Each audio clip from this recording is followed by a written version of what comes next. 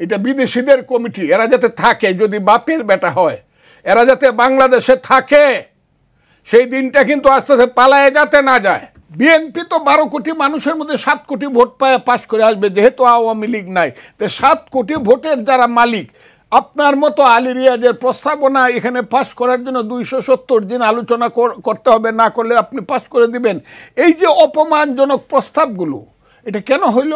একটা রাজনৈতিক দল হিসাবে ক্ষমতায় যাব আমরা, এই চিন্তাকে মাথায় রেখে অ্যাডজাস্টমেন্ট এবং কম্প্রোমাইজ করতে গিয়া, সেই অ্যাডজাস্টমেন্ট এবং কম্প্রোমাইজ যে ফর্মুলাটা বিএনপি নিছিল, সেই ফর্মুলাটাকে আলী রিয়াজ সাহেবরা এটাকে নতজানু ফর্মুলা হিসাবে ধরিয়া তাদের কাদের উপরে যারা বিশ্বাস করলো, সেই বিশ্বাসঘাতকদেরকে তাদের মাথার উপরে এমন একটা জিনিস চাপায় দিল যে এখন বিএনপির নেতা কর্মী সহ সারা বাংলাদেশের মানুষ বলতেছে বিএনপি এত এইরকম নতজানু হওয়া ঠিক হয় নাই। না, বিএনপি তো নতজানু হয় না, বিশ্বাস করে দস্তখত করছে।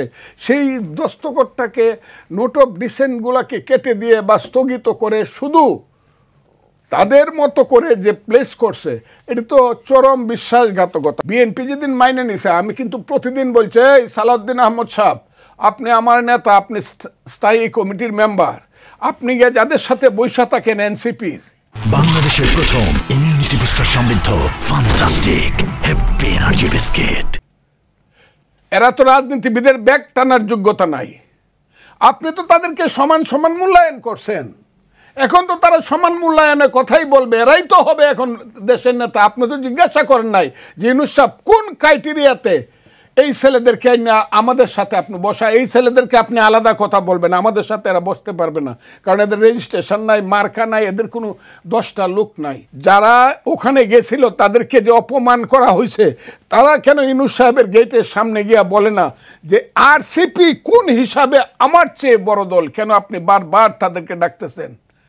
আমি তো মনে করি তাদেরকে ডাকলে কমিউনিস্ট পার্টিকে সবচেয়ে আগে দেখা দরকার।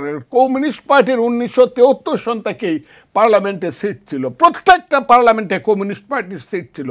এটা বিদেশিদের কমিটি, এরা যাতে থাকে, যদি বাপের বেটা হয় এরা যাতে বাংলাদেশে থাকে, সেই দিনটা কিন্তু আস্তে আস্তে পালায়ে যাতে না যায়। আমাদের সব আমি এখন নিশ্চিতভাবে বিশ্বাস করি সমস্ত রাজনৈতিক দলগুলো বসুক, রাজাকারের বাচ্চাদেরকে বাদ দিয়া বৈশা বলুক, আমাদের দেশ আমরা ঠিক করব, ইলেকশন করব, এবং আমরা সংবিধান সংশোধন করতে গিয়ে যদি আমরা 5ই আগস্টের শহীদদের যে চেতনার স্তর, তাকে আমরা সব কিছু মূল্যায়ন করিয়া আমরা একটা সংবিধান করব। বসেন এখানে, বিদেশিরও দরকার নাই, আলবদর রাজাকারের বাচ্চাদেরও দরকার নাই। আসলে প্রথমেই গণভোটটা হবে আলবদর রাজাকারের সন্তানেরা দেশে ভোট করতে পারবে।